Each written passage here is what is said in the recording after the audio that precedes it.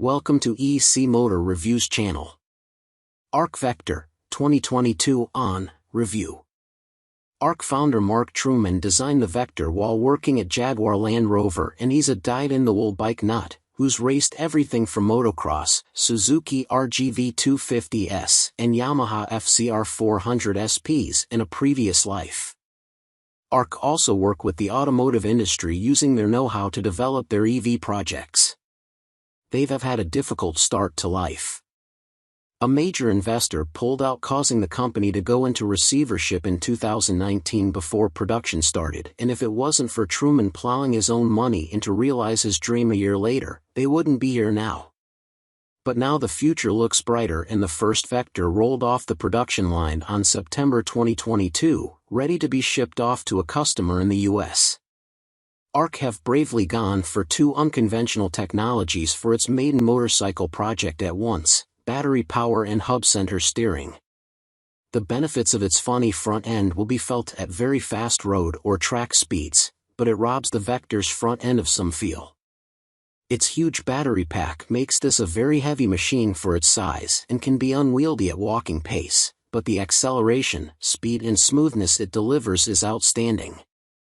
Shed some weight and wrap this powertrain in a cheaper, more conventional chassis for the masses, and the ARC shows how bright our electric sports bike future could be.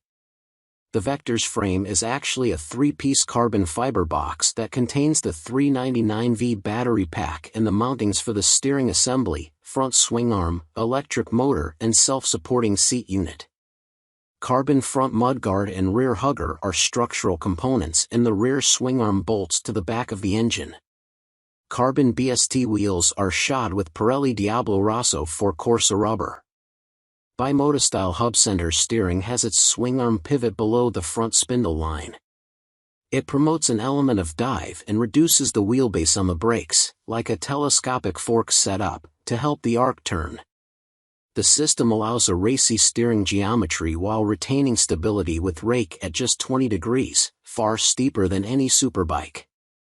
ARC experimented with an 18-degree angle during development, which worked well on track, but was too responsive for the road. Trail is 105mm and wheelbase 1450mm. Throwing a leg over a motorcycle that costs the same as a Ducati Superleggera is always intimidating enough, but there's a lot else going on to unnerve you at first. There's a sequence of buttons to push on the domino switchgear to make it live, and after that the engine waits for you silently, which is always slightly sinister on an electric bike. It has a funny bimotor Tessie front end, looks like an extra from a superhero movie, and is incredibly heavy for a diminutive machine. There are no gears or clutch, the back brake is on the left bar, like a scooter, and the dash display is recessed into the top of a tank that stretches all the way down to its LED projector headlight, like the nose of an F1 car. It's a lot to take in at first, but despite it all the ARC Vector acts and rides just like any motorcycle. Each Vector will be tailored to the owner, from the seating and handlebar position to the manufacture of bespoke billet ollie foot pegs. This prototype's layout and general size is reminiscent of a naughty super sport bike, like a Honda CBR 600RR.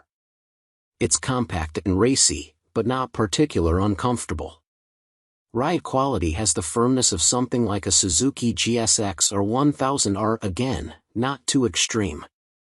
What separates the Vector from its rivals, or any mass-produced petrol-powered sports bike, isn't just its stiff carbon monocoque chassis, but its hub center steering.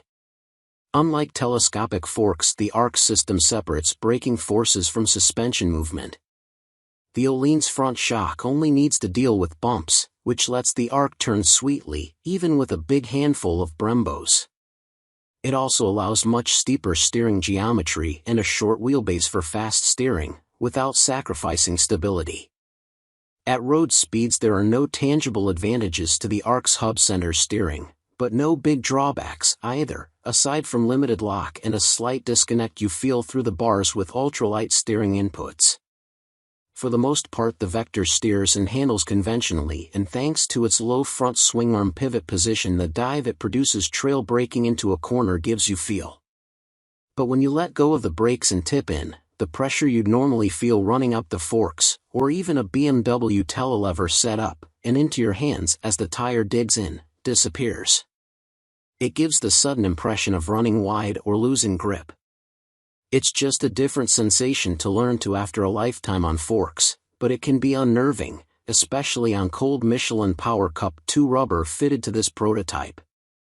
The front end would be easier to trust on a hot day, or on track where tires generate more heat lap on lap.